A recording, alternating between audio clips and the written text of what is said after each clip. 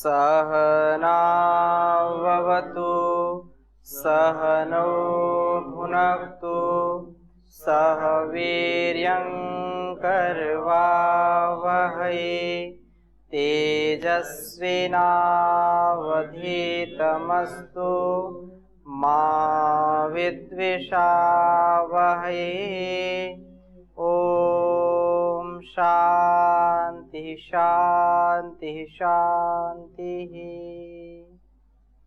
वैदिक जीवन पद्धति में प्रत्याहार की चर्चा हम कर रहे हैं और प्रत्याहार के विषय में काफी चर्चा पहले हो चुकी है।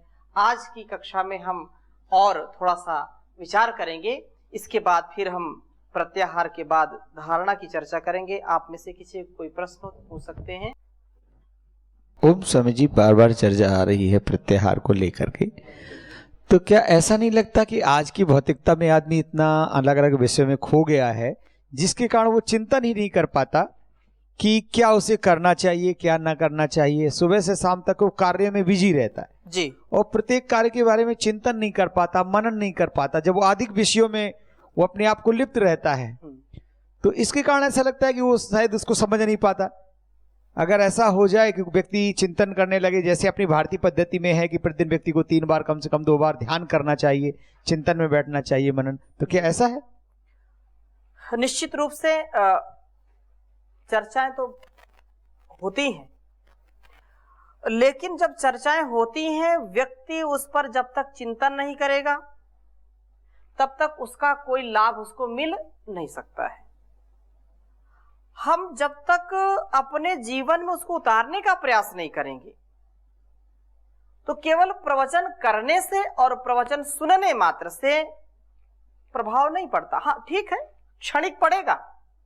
जब तक प्रवचन हो रहा है, जब तक सुन रहे हैं, तब तक तो प्रभाव रहता है। लेकिन जैसे ही प्रवचन समाप्त और इधर से गए उधर काम शुरू।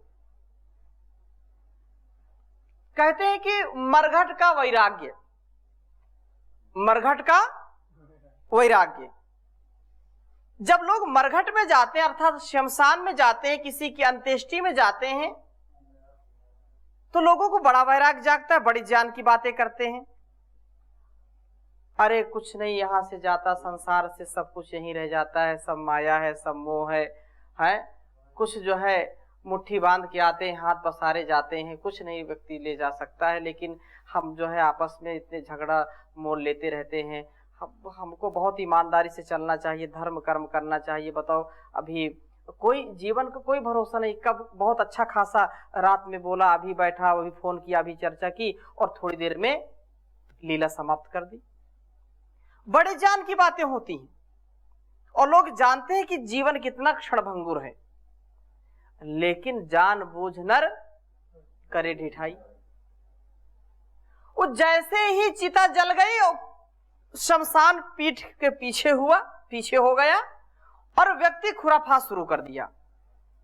ऐसी स्थिति में कभी भी यदि हम चाहें कि इंद्रियों का संयम करें, मन पर नियंत्रण करें, अपने जीवन का उत्थान करें, नहीं हो सकता है। चिंतन करना चाहिए।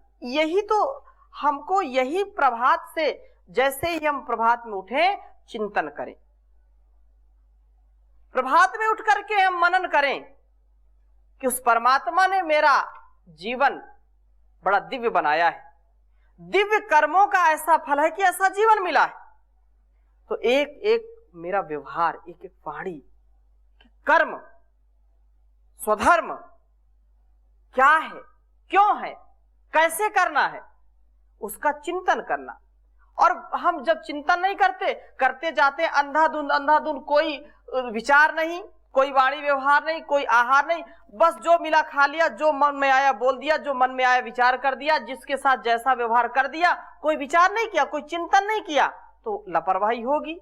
और लापरवाही होगी जहां जो है सावधानी हटी, दुर्घटना घटी। ऐसे जीवन को जीने वाले कभी सुखी नहीं रह सकते। जो चिंतन करते हैं, विचार पूर्वक जो कार्य करते हैं, वही इससे लाभ ले सकते हैं। प्रवचन सुनते हैं, सत्संग सुनते हैं, लेकिन उसका हम अपने जीवन में उसको उतारें। यदि दशांश भी उतारते हैं, एक शब्द भी हमने अपने जीवन को उसमें उसको संबल बना लिया, जीवन का आधार बना लिया, एका शब्द सम्यक जाता स्वर्गे लोके काम दुख भवती। एक शब्द को यदि अपने जीवन का आलंबन बना लिया, सत्यम वद, धर्मम चर, सत्य बोलना है, जीवन धर्म का आचरण करना है तो छोटा सा, लेकिन धर्म का पालन करना, धर्म का आचरण करना, ये पूरे जीवन होता है। सुनना तो 2 सेकंड लगे भाई, सुना धर्मम चर, बोल दिया धर्मम चर, लेकिन धर्म का आचरण वो पूरे जीवन होता है, उसका चिंतन, उसका मनन, और वैसा फिर आचरण। धर्म से त्वरिता गति, इसीलिए कहा धर्म की गति तेज होती है। एक क्षण में धर्म उत्पन्न होता है, दूसरे क्षण धर्म नहीं अधर्म आ जाता है। जैसे मैंने कहा मरघट का जो वैराग्य है, ऐसा ही है। तो धर्म का जो स्वभाव है वो हमारे जीवन में उतर जाए तो हमारा जीवन धन्य हो जाए। जी स्वामी जी। ओम जी जी स्वामी जी प्रणाम। जी। आप अब बताया था संसार रूप का जाल में फंसे हुए जीवन को कैसे बचाना है। इसमें पुत्र द्वारा धन संपद ये सब आ रहे और हमारे सारे इंद्रिय बहिर्मुखी होते हैं। जी। जैसे सत्संग या शास्त्र जो भी हमारे पास ज्ञान आता है ये तो क्षण के लिए प्रभाव लेता है, व्यवहार समय वो फिर छूट जाता है। जी। व्यवहार के समय हमें इसको कैसे ज्ञान में ला सकते, इसी के लिए कुछ उपाय शास्त्र में है? तो ये सारे उपाय शास्त्र में हैं और वही चर्चा हम रोज करते हैं। ये उपाय ही तो है कि कैसे मन को नियंत्रित करें, कैसे इंद्रियों को नियंत्रित करें, उसी की चर्चा है। हाँ, लेकिन ये जो आपने बात कही है कि क्षणिक ज्ञान तो होता है, लेकिन वो ठहर नहीं पाता, व्यवहार काल में वो पता नहीं कैसे गायब हो जाता है। तो ऐसी स्थिति में कैसे करना? तो ऐसी स्थिति में हमको हर पल हर क्षण बहुत ही धैर्य के साथ जीवन को व्यतीत करना है। यदि हम धैर्य रखेंगे, माना कि किसी का स्वभाव क्रोध करने का है, अब हम कह रहे हैं क्रोध नहीं करना, क्रोध अग्नि के समान है, वो जला देता है, ये बात समझ में आ गई। लेकिन जब कोई गलती करता है तो क्रोध आ जाता है, उस समय कैसे बचाएं अपने आप को? तो क्रोध आएगा। बोले क्रोध नहीं करेंगे तो कार्य नहीं होता है। यदि लेबर है, मजदूर है या अन्य कोई ऑफिसर है तो उसको बोलते क्रोध तो करना पड़ता है। क्रोध नहीं करेंगे तो अपराधी कुछ बोलेगा नहीं। ऐसी स्थिति में हम बाहर से जो हमारा यदि कर्तव्य है कि भाई हमको क्रोध करना पड़ता है, तो वहां पर अपने अस्तित्व को बचा करके, ज्वर रहित होकर के, एक क्रोध यह है कि अंदर तक उसका प्रभाव होता है कि बिल्कुल व्यक्ति हिल जाता है, वो क्रोध खतरनाक है। एक क्रोध यह है कि दिखावटी, उस स्थिति को समझना देश काल परिस्थिति में। यदि वो ना हो तो और अच्छी बात है, क्योंकि धीरे धीरे करके फिर वो क्रोध फिर अंदर तक जला जाता है और व्यक्ति कमजोर हो जाता है, इंद्रियों से भी, शरीर से भी, आत्मविश्वास से भी, अनेक प्रकार के उसको रोग आ जाते हैं। इंद्रियों की जो बहिर्मुखता है, तो जो विषय उसके लिए है, माना रस है या कोई भी विषय है, रूप रस गंध स्पर्श आदि, वहां पर यह ध्यान रखना कि इसको मैं भोग रहा हूं तो क्या इससे मेरी तृप्ति हो जाएगी? यदि हो जाएगी, एक बार में हो जाएगी, कई बार करना पड़ेगा, कई बार भोगना पड़ेगा, और कई बार भी भोग लिया तो क्या इससे उद्धार होने वाला है? ऐसा विचार करके हम ज्ञान पूर्वक, विवेक पूर्वक, चिंतन पूर्वक उसको करें। और जो चीजें शास्त्रों में बताई हैं, आचार्यों ने बताई कि ये करना, ये नहीं करना, उसके लिए सतत प्रयासशील रहना। जो प्रयास करते हैं, अभ्यास करते हैं, वो धीरे धीरे उसमें सफलता उनको मिल जाती है। जैसा एक व्यक्ति का कोई स्वभाव है तो एक दिन का नहीं होता है, वो जन्म जन्मांतरों से आता है स्वभाव। तो जन्म जन्मांतर से तिल तिल करके पहाड़ जुड़ता है, और तिल तिल करके रोज कोई पहाड़ काटे तो वो कट जाता है। घड़े में यदि छोटा सा सुराख है और पूरा पानी से भरा हुआ घड़ा है, लेकिन यदि थोड़ा सुराख है तो धीरे धीरे टप टप टप टप गिरता हुआ पानी उस पूरे घड़े को खाली कर देता है। ऐसे ही हमारे जो इंद्रियों के विकार है, इंद्रियों की जो गुलामी है, वो हमारे अंदर के अस्तित्व को समाप्त कर देती है। तो जैसे धीरे धीरे ये समाप्त करती है, तो वैसे धीरे धीरे इनको हमको नियंत्रित करना चाहिए। व्यवहार काल में नियंत्रण ही एक उपाय है और कोई दूसरा उपाय नहीं है। जैसे स्वामी जी व्यवहार काल में तो सारे ज्ञान तो गायब हो जाता है। नहीं, गायब ना होने पाए इसके लिए पुरुषार्थ करना, गायब ना होने पाए उसको साधना काल में बार बार यदि व्यवहार काल को चिंतन किया जाए, उसके ऊपर बार बार विचार किया जाए, तभी मुझे लग रहा है वो परिवर्तन हो सकते। क्योंकि वहां तो व्यवहार काल में कोई होता नहीं आसपास में, और ये सारे बाहर खींचने वाले होते। इसी समय कैसे रोके इसको? इसको जो बताया कि चिंतन करें, उसका मनन करें, निधिध्यासन करें, ध्यान करें, वो ठीक है। लेकिन कुछ जबरदस्ती यदि हम करेंगे, आरंभ में तो होगा, लेकिन धीरे धीरे अभ्यास से होगा। एकांत में कुछ लोग चले जाते हैं, लेकिन एकांत से जैसे एकांत में कुछ लोगों को और विषय सताते हैं। एकांत में उनको अगर सबके बीच में है तो मर्यादित समझ करके शांत रहते हैं, लेकिन कुछ लोग जो एकांत में जाते हैं तो और खुराफात करना शुरू कर देते हैं। सबकी नहीं बात कह रहे हैं, बिरले लोग ऐसे हैं कि वो एकांत में जाकर के आत्मस्थ हो जाते हैं, स्वस्थ हो जाते हैं, अपने आप में अवस्थित हो जाते हैं। लेकिन कुछ लोग ऐसे हैं कि लोक में तो अच्छा करेंगे और लोक लाज से, लोक मर्यादा से वो गलत काम नहीं करते। मन में आ जाए तो मन के दोष होते हैं, लेकिन शारीरिक दोष से वो बचते हैं। कुछ लोग ऐसे हैं फिर एकांत में जाकर के वो और बिगड़ जाते हैं। तो दोनों स्थितियां हैं। ओम स्वामी जी। जी, प्रत्याहार के विषय में ही हम लोग एक अध्ययन स्वाध्याय कर रहे हैं। और प्रत्याहार सामान्य रूप से हम लोग समझते हैं कि संसार में मन को संयमित करना और फिर उसी के अनुरूप इंद्रियों को भी संयमित करना जी, और संसार से डिटैच होकर आत्मा से अटैच हो जाना जी। यहाँ प्रश्न ये है कि संतों के माध्यम से, शास्त्र के माध्यम से, गुरुजनों के माध्यम से कहा जाता है कि प्रत्याहार मन का संयम योग से, प्राणायाम से ये होता है। जी, सत्य है। लेकिन अभी जो वर्तमान परिवेश में जो हम लोग देख रहे हैं कि जो कार्यकर्ता 10 साल से भी प्राणायाम योगाभ्यास कर रहा है, अभी तक उनका मन संयमित नहीं हुआ है। एक प्रश्न ये है। दूसरी, कथावाचक भी आजकल जो दिखाई पड़ते हैं, बड़ी बड़ी कथा के माध्यम से, प्रसंग के माध्यम से अपनी बातों को, धर्म की बात को, शास्त्र की बात को रखते हैं, उनके भी इंद्रियों में संयम का एक जो स्वरूप है वो दिखाई नहीं पड़ता है, जबकि वो पूरे शास्त्र की बात कह देता है। तो इसके पीछे क्या कमी है? इसके पीछे आपने बहुत अच्छी बात कही है और ये हमको लोक में खूब देखने को मिलता है।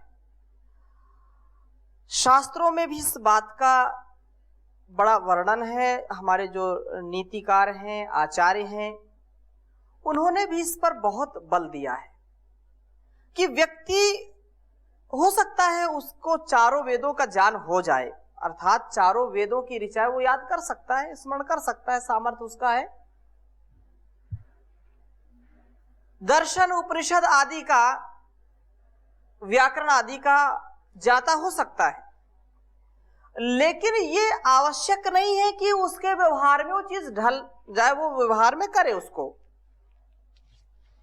और जब तक व्यवहार में नहीं लाएगा तब तक वह व्यक्ति कभी भी धर्मात्मा नहीं बन सकता है।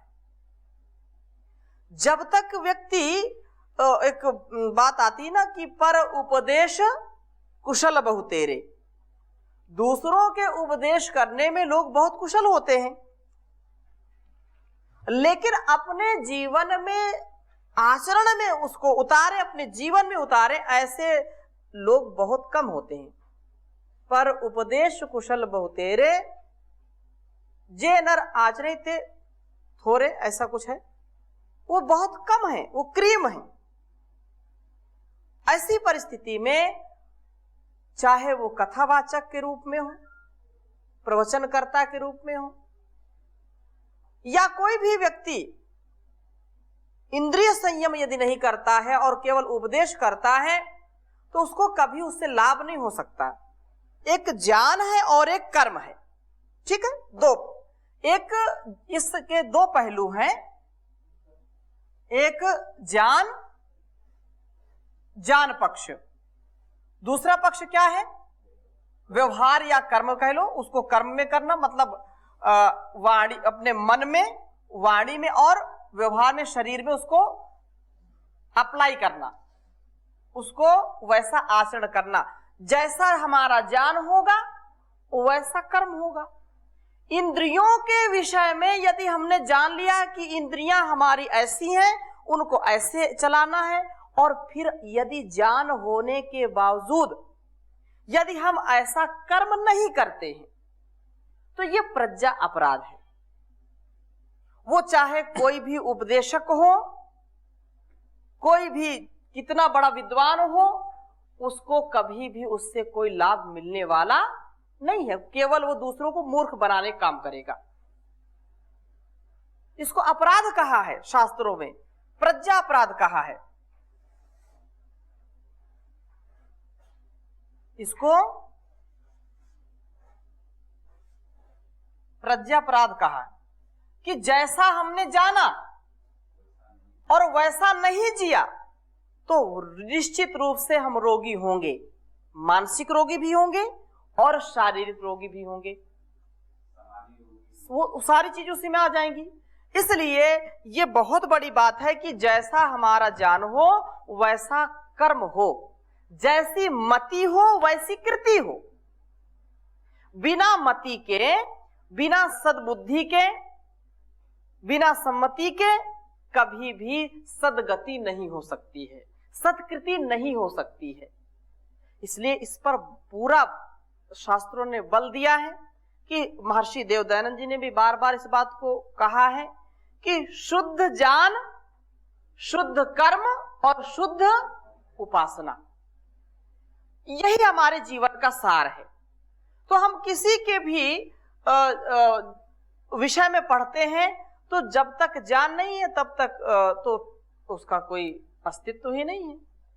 कहा कि ज्ञान हो गया शास्त्रों का लेकिन व्यवहार नहीं है, चारों वेदों का ज्ञान है लेकिन आचरण नहीं उसका ठीक है, उसकी स्वयं प्रज्ञा काम नहीं कर रही है। जो प्रज्ञा है ना, वो स्वयं प्रज्ञा काम नहीं कर रही कि भाई ये हमने जान लिया है इस विषय में और ऐसा हमको करना है, वो नहीं करता है। तो शास्त्रों में ये कहा नीतिकारों ने कि यस्य नास्ति स्वयं प्रज्ञा शास्त्रम तस्य करोति किम, यस्य नास्ति स्वयं प्रज्ञा शास्त्रम तस्य करोति किम, अर्थात शास्त्रों को खूब रट लिया है, चाहे सूत्र रटे या श्लोक रटा या मंत्र रटा, और रटने मात्र से काम नहीं चलेगा, रटन विद्या काम नहीं आती, उसका बोध हो गया तो उसका हमको अपने जीवन में आचरण करना चाहिए। बोध के बाद उसका उपयोग हो तभी तो हम जानेंगे। और किसी चीज में शाब्दिक ज्ञान है लेकिन व्यवहारिक ज्ञान नहीं है तो हम धोखा खाएंगे। किसी भी वाहन को चलाने के लिए उसका प्रशिक्षण करना पड़ता है। अब कोई ये बात बोले कि यहां पर प्रवचन करे कि आप जाएंगे और चाबी लगाएंगे, गाड़ी स्टार्ट हो जाएगी, फिर उसको जो है क्लच दबाएंगे, फिर उसमें गियर लगाएंगे, फिर गाड़ी को आगे बढ़ाएंगे, फिर कहीं मोड़ आएगा वहां मोड़ देंगे, इंडिकेटर जला देंगे, हार्न करेंगे, ये करेंगे वो करेंगे, सारे उपदेश दे दिए। और कितने बार उपदेश दीजिए, 100 बार दे दीजिए, 1000 बार दे दीजिए कि ऐसे आपको वाहन चलाना है, बस को ऐसे चलाना है, लेकिन व्यक्ति जब तक उसको चलाएगा नहीं, जब तक उसका प्रैक्टिकल नहीं करेगा, व्यवहारिक ज्ञान जब तक उसको नहीं होगा, वो कभी भी अच्छा चालक, अच्छा ड्राइवर बन नहीं सकता। शास्त्रों के साथ साथ अक्सर इस बात को हम कहते हैं, विश्वविद्यालय में भी बच्चों को पढ़ाते समय, और कई बार मैं इसको बहुत और अनेक विद्वान मानते भी हैं। आज संसाधनों की कमी नहीं है। माता पिता चाहे तो अपने बच्चे को घर पर ही रख करके वो पीएचडी डिलीट करा सकते हैं, ऑनलाइन सब कुछ है, सब पढ़ा सकते हैं, ठीक है। लेकिन उसको जो प्राचीन काल से जो विद्या ग्रहण का, विद्या अर्जन का जो एक परंपरा है, जो एक प्रणाली है, वो किस लिए है कि बच्चा जब जाए तो उसको सब समूह में उसको सीखे, उसके अंदर व्यवहारिकता आए, वो जैसा जाने वैसा माने और वैसा करे, तभी तो उसका जीवन आगे बढ़ेगा। और ऐसा नहीं करेगा तो घर में कितना भी वो किताबी कीड़ा बन जाएगा, लेकिन व्यवहारिकता नहीं आएगी तो उसका कोई अस्तित्व नहीं है। इसलिए व्यवहार में इस चीज को लाना, तो ये जो आपने बात पूछी है, वो कोई भी हो सबके साथ ये बात लागू होती है कि हम किसी भी विषय का ज्ञान रखते हैं, शास्त्र रटते हैं, तो उसका जब तक उसको कर्म में नहीं उतारेंगे, जब तक स्वधर्म में नहीं उसको करेंगे, तब तक उसका लाभ मिलेगा नहीं। आचरण उसका होना चाहिए, वो चरित्र में आना चाहिए। हमारा उच्च चरित्र हो, उच्च ज्ञान हो, उच्च चरित्र हो, तभी हमारा जीवन महान बनेगा। कहा कि जो आचरणहीन है, आचारहीनम न पुनंति वेदा, जो आचरण नहीं करता, जैसा ज्ञान उसने प्राप्त किया है माता पिता गुरु आचार्यों से, शास्त्रों से, जैसा उसने ज्ञान प्राप्त किया है और इस ज्ञान का सम्मान नहीं किया जिसने, अर्थात जिसने उसको आत्मसात नहीं किया, उसका आधार नहीं किया अपने जीवन में, वो उसको कभी भी शास्त्र पवित्र नहीं कर सकते, वेद उसको कभी पवित्र बना नहीं सकते, वो अपवित्रता में ही हमेशा रहेगा। आचारहीनम न पुनंति वेदा, उसको पवित्र नहीं बना सकते। कितनी भी ऋचाएं उसने रटी हो, सैकड़ों हजारों यदि ऋचाएं भी उसने वेदों की रट रखी हैं, लेकिन वो कभी पवित्र नहीं होगा जिसका आचरण नहीं पवित्र है, जिसके आचरण में वो चीज नहीं है। ज्ञान तो कर लिया लेकिन कर्म की उपासना नहीं की, केवल ज्ञान की उपासना की है, तो कभी भी सफल नहीं बन सकता है। इसलिए तो कहा विद्याम च यस्तद वेदो भयं सहा अविद्या मृत्युम तीर्थवा विद्यामृतमश्नुते, कि क्या सत्य है क्या असत्य है, क्या ज्ञान है क्या अज्ञान है, क्या विद्या है क्या अविद्या है, दोनों को जानना और तद अनुसार कर्म करना। इसको पहले मंत्र में कह दिया, अंधम तमः प्रविशन्ति ये अविद्याम उपासते ततो भूय इव ते तमो याउ विद्यायाम रताः। ये दोनों चीजें हैं, विद्या भी देखनी है, अविद्या भी देखनी है। केवल विद्या की उपासना में लगे रहना और उसका आचरण ना करना, ये समझना कि ये उपदेश तो दूसरों के लिए है, मेरे लिए नहीं है, मैं तो उपदेशक हूं ना। उपदेश कर रहे हैं तो सबसे पहले आपके आचरण में आना चाहिए। हमारे ऋषि मुनि ने ऐसा ही किया है, ऐसा ही जिया है। वो पहले अपने जीवन में उसको उतारते थे, पवित्र बनते थे और फिर दूसरों को बनाते थे। जो उपदेश करते हैं वो आचरण में नहीं लाते तो उसका मिथ्या आचरण कहा जाता है। हाँ बिल्कुल कह सकते हैं, मिथ्या आचरण है, वो बनावटी है या मिथ्या उपदेश। मिथ्या उपदेश का तो भाई जिसकी श्रद्धा है उपदेश में, वो उसको आत्मसात कर सकता है। जैसे कहा कि सत्य बोलिए, अब वो झूठ स्वयं बोल रहा है, तो सत्य बोलिए, जिसकी सत्य पे श्रद्धा है उसको तो लाभ मिलेगा। भाई कहा कि बुखार आ रहा है, गिलों का सेवन करिए, और उसको खुद बुखार आ रहा है, वो नहीं खा रहा है, तो उसको तो नहीं मिलेगा। लेकिन जिसने सुन लिया है वो खाएगा तो उसको उसका बुखार जाएगा, तो मिथ्या तो नहीं है, वो उसके लिए मिथ्या नहीं है। लेकिन वो आचरण स्वयं में नहीं कर रहा, इसलिए वो स्वयं जो है मिथ्याभाषी है, मिथ्या उसके लिए वो मिथ्या है ना। भाई जो बोल रहा है उसी का स्वयं आचरण नहीं कर रहा है, लेकिन दूसरों के लिए तो वो लाभ करेगा, उसकी श्रद्धा उसमें है। तो ओम प्रणाम स्वामी जी। जी प्रणाम। एक जैसे कहा थे जो बाल्यकाल से नहीं होगा वो वृद्धावस्था में नहीं होता है। अच्छा। तो आज का जो शिक्षा पद्धति कम्युनिस्ट जो मार्क्सवादी का जो पाठ्य पुस्तक है, वह सरकारी जो नीति है उपभोक्तावाद, तो ये जब तक चेंज नहीं होता है, बच्चे जब नहीं पढ़ेंगे, फिर वो जब उनका बच्चा को जब नहीं सिखाएंगे, क्योंकि आजकल जो गार्डियन है ज़्यादातर लॉर्ड मार्केले का साम्यवाद का एजुकेशन से वो लोग एजुकेटेड हो गए हैं। जी जब तक ये दोनों चेंज नहीं होगा, क्योंकि आध्यात्मिक बात सुनना टीवी में हो या कोई भी प्रवचन होता सुनना 1% भी नहीं है देश में, 1000 में कोई एक आदमी जाते हैं। जी तो इसके लिए क्या क्या करने से ठीक होगा, जो सरकार यदि नहीं करेगा व यदि इसका यदि योजना नहीं किया जाता है, हो पाएगा क्या? ये जो इंद्रिय जो संयमता होता है, जो उपभोक्तावाद नहीं हटेगा, आध्यात्मवाद जब हम पाठ्य पुस्तक में नहीं आएगा, जी बच्चे व्यवहार काल में घर में करते हैं। ये वही कार्य तो हो रहा है। परम पूज्य स्वामी जी महाराज, परम पूज्य आचार्य श्री के पावन निर्देश में पतंजलि योगपीठ जो पूरी दुनिया में वैदिक शिक्षा को, वैदिक जीवन पद्धति को